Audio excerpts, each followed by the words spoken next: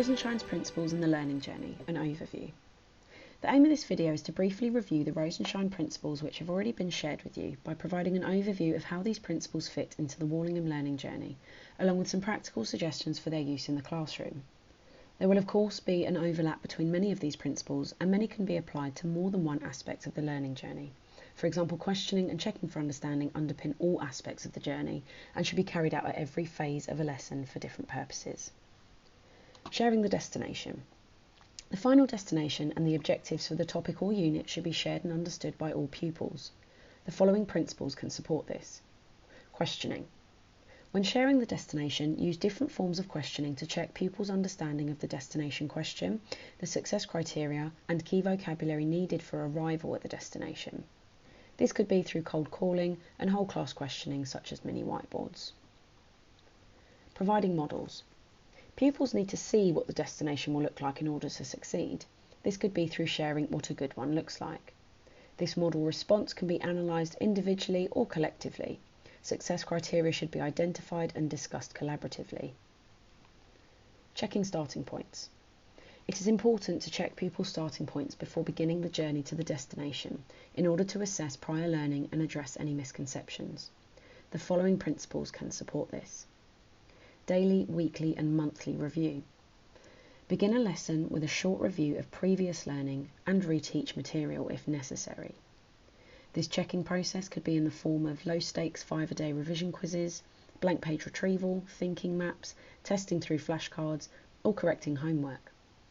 Interleaving of previously taught topics is important to prevent students from forgetting content. It also enables us to identify gaps and help pupils make connections with new topics to build schemata. Questioning. Use different forms of questioning to check pupils' starting points and repair any misconceptions which may be identified through this questioning. Again, this could be through a combination of cold calling, mini whiteboards, or other whole class questioning and AFL techniques, for example true or false statements, red, amber, green cards in their planner, etc. Stepping stones. Stepping stones allow pupils to take the steps towards arriving at the destination, and they have two phases, taking the step and securing balance. Questioning should be used constantly throughout each step to give pupils feedback on how well they have taken and secured each step, with misconceptions being addressed and corrected. The following principles can support this. Presenting materials in small steps. In order to deal with the limitations of working memory, concepts and procedures need to be broken down into small steps. Tasks should be broken down into a set of instructions or fine-grade stages, or sequenced by moving from a big picture of a subject down to a detailed area of focus and back again. Teachers could make use of flowcharts, grids or chunk tasks, giving feedback to pupils as they take each step. Providing models. In order to succeed, pupils must know what a good one looks like.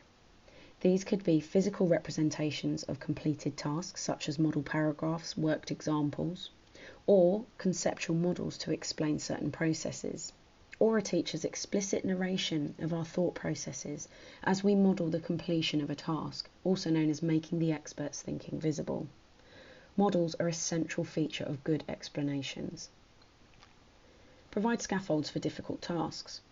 Scaffolds provide cognitive apprenticeship for pupils, but scaffolds should always be temporary, like stabilisers on a bike. Scaffolds could be provided in the form of writing frames, sentence starters or paragraph structures, part-labelled diagrams, writing prompts or answer grids. Guided practice. All students need to practice, but that practice must be guided so that the chance of forming misconceptions is minimised and confidence and a high success rate are obtained. Learning activities should involve thorough explanations, high-frequency short answer questions, or simple interactive tasks with lots of modelling and constant teacher circulation and feedback. Some practical strategies are quick-fire questioning, choral repetition, and oral rehearsal of answers. Obtain a high success rate. In order to secure balance with our stepping stones, teachers need to set questions and tasks with sufficient practice to engineer a high success rate. If pupils get too much wrong, they are effectively practicing making errors. Don't be afraid to stop a lesson and reteach material if many pupils are making errors. A A high success rate of 80% can be achieved through effective differentiation or pitching of material and regular assessment for learning to check success. If pupils' success rate is much higher than 80%, they are ready for more challenge. Independent practice. Once pupils have completed guided practice, they can secure their balance by completing independent tasks. However, it is important that pupils are ready for this stage and have had sufficient guided practice. A simple model for this is I do it, we do it, you do it. Examples of independent practice could be practice exam questions, silent individual work, or home learning. It is important pupils draw on their own resources, and ideally pupils will be able to check their own work against the success criteria. Check arrival. Checking arrival should celebrate successes and inform pupils' next steps, and it should happen all the time, not just at the end of a lesson.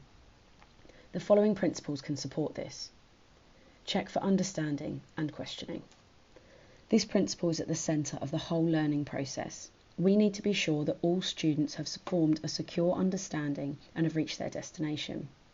Students should be able to explain what they have understood or summarise their learning either verbally or through individual written answers.